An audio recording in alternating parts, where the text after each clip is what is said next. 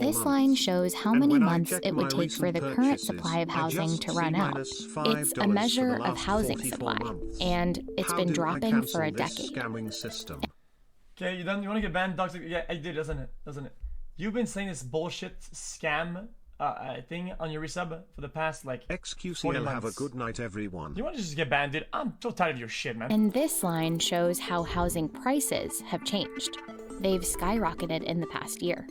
For rental units, the percentage of empty buildings is the lowest it's been in 3 decades, while rent prices keep going up. But here's the thing. Often when new buildings go up in these places, people hate them. Guys, shouldn't income... Rent prices keep going up. Shouldn't income almost match all these graphs, whatever, at least to a certain average? Shouldn't income kind of like level out with costs? But here's the thing. Often when new buildings go up in these places... Because the thing's more expensive and people can't afford it, then your population gets just generally poor by doing the exact same they were doing. People hate them. It's hard to describe, but you know it when you see it. What? Gentrification building! And I never got my welcome. Most often, they're talking about new buildings like this. What? Boxy, modern, multi-family homes. So? I saw one day that sort of hit me, and it was a TikTok that was showing this building in Camden, New Jersey. That's Jerusalem Demzes, Then just a Vox Policy reporter. Motherfucker, the comments ranged from a bunch of different things. There was people ugly. I don't give a shit. Just don't rent it then. kind of deriding the building itself, saying that it was causing displacement, saying get ready for a Starbucks to come and pop up. Comments like this are a common narrative. To many, these buildings don't just look bland and artificial. They signal raised rents, displacement, and the complete transformation of a neighborhood to a place that's richer and wider. But in this case, what happened next might surprise you. I started Guys, what is it? Gentrification? Is that giving a gender to kind of like going around trying to find the specific location, walking around Google Maps. And eventually I find it, and I find the building, I look at the address, I look into property records to figure out what this building was. And not only is it new housing, it's actually new affordable housing. Turns out there's a lot we get wrong about how... Oh!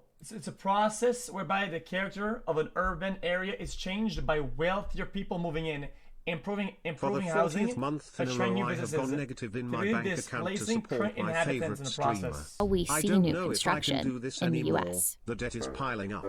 Help, please. Whether it's DC, Oakland, or Austin, newer apartment buildings in the US have a distinct look. One that sticks out against older architecture. But these buildings don't look like historic homes for a reason. This building is actually one of the cheapest ways to build an apartment building right now. The design is strategic. According to reporting from Curbed, this kind of architecture is built to fit within restraints like cost, height limits, and safety requirements. It's why many of these structures are what's known as 5/1. Thanks for 34 months. Love you, chat. Or 1+5. That means there's several levels of wood frame construction, which usually contain apartments and is known as Type 5 in the building code. That's over one level with a concrete base, which usually contains commercial space or parking, known as Type 1. Guys, I don't want to see light frame wood construction. Guys, better space management, right?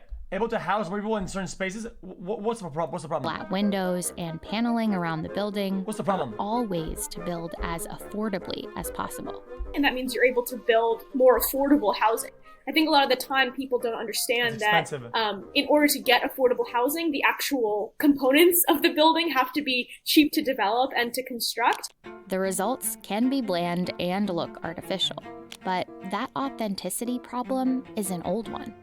In this book, The Invention of Brownstone Brooklyn, Suleiman Osman writes about the iconic brownstones of Brooklyn, a design that today is widely considered to be deeply authentic to New York. But in the 19th century, compared to the mostly wooden homes that predated them, critics actually dismissed brownstones as modern and artificial. They called them out as products of the mechanical age, poorly built and subject to decay, with a dehumanizing monotony. Sound familiar?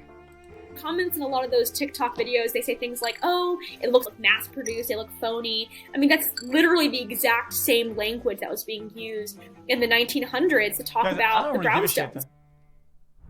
That building we mentioned earlier in Camden, New Jersey, was built using low-income housing tax credits.